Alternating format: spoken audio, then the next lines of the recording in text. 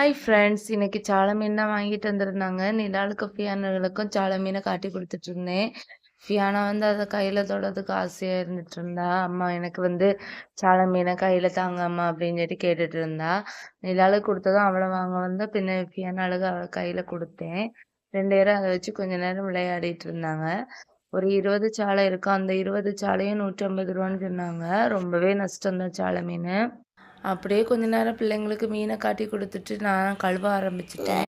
சால மீன் ஈஸியாக கழுவுறதுக்கு உங்களுக்கு சூப்பரான ட்ரிக்கு சொல்லி தரேன். சால மீன் இந்த சட்டியில் அப்படியே போட்டுட்டு அதை நல்லா பிரட்டணும். பிரட்டும் போது அந்த செல்லெல்லாம் அப்படியே இளவி வரும். இது எங்கள் அம்மாவோட ட்ரிக்கு. ட்ரை பண்ணி பாருங்கள், உங்களுக்கு யூஸ்ஃபுல்லாக இருக்குன்னு நினைக்கிறேன்.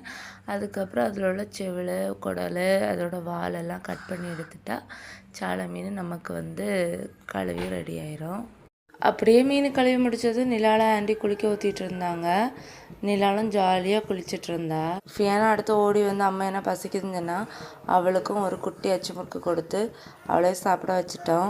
இந்த கேப்பில் நான் லஞ்சுக்கு தான் ரெடி பண்ணிகிட்டு இருந்தேன். அதுக்கு ஒரு சீனி சட்டியில் எண்ணெய் ஊற்றிட்டு தேவையான அளவு கடுவும் போட்டுட்டு ஒரு உள்ளி கட் பண்ணி வச்சுருந்தேன். அந்த உள்ளியை நம்ம போட்டுட்டு அது கொஞ்சம் நல்லா டீப்பாக ஃப்ரை ஆனதோ அது கூட நம்ம சின்ன சின்னதாக கட் பண்ணி வச்சுருக்க ப்ரொக்கோலியும் போட்டுட்டு டீப்பாக ஃப்ரை பண்ணணும். அப்புறமா நம்ம வந்து தேவையான அளவு உப்பும் போட்டு 2 முட்டையை உடச்சி ஊற்றிட்டு நல்லா கிண்டி எடுக்கணும். கிண்டி எடுத்துட்டு தேவையான அளவு தேங்காயும் போட்டு இறக்கணுன்னா செம சூப்பரான என்னோடய ஸ்டைலில் ப்ரொக்கோலி ஃப்ரை வந்து ரெடி ஆகிடுச்சு.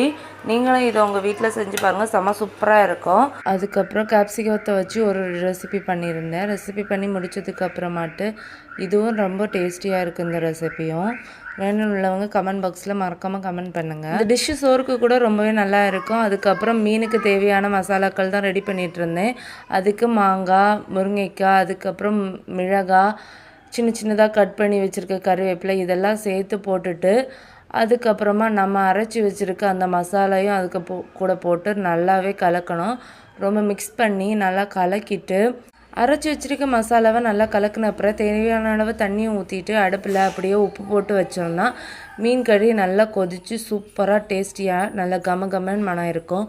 நிறைய ஊரில் எண்ணெய் எல்லாம் வச்சு மீன் கறி வைப்பாங்க. நாங்கள் எண்ணெயே சேர்க்க மாட்டோம் கறி வைக்கிறதுல. எல்லாமே வந்து நாங்களே ரெடி பண்ணி மசாலா எல்லாம் நாங்களே ரெடி பண்ணி அப்படி தான் நாங்கள் வைப்போம். ரெடி பண்ணி வச்சுருக்க இந்த கலவையை அப்படியே நம்ம கேஸ் ஸ்டவ்வில் வச்சுட்டோன்னா அது கொஞ்ச நேரத்தில் சுண்டி கொதிக்கும். அப்போ அவ்வளோ சூப்பரான ஒரு மனம் எடுக்கும். எனக்கு மீன் கறினா ரொம்பவே பிடிக்கும். உங்களுக்கு பிடிக்குமான்னு மறக்காமல் கமெண்ட் பாக்ஸில் கமெண்ட் பண்ணுங்கள். வீடியோ பிடிச்சிருந்தா லைக் அண்ட் சப்ஸ்கிரைப் பண்ணுங்கள். பாய். அடுத்த வீடியோவில் சந்திக்கலாம்.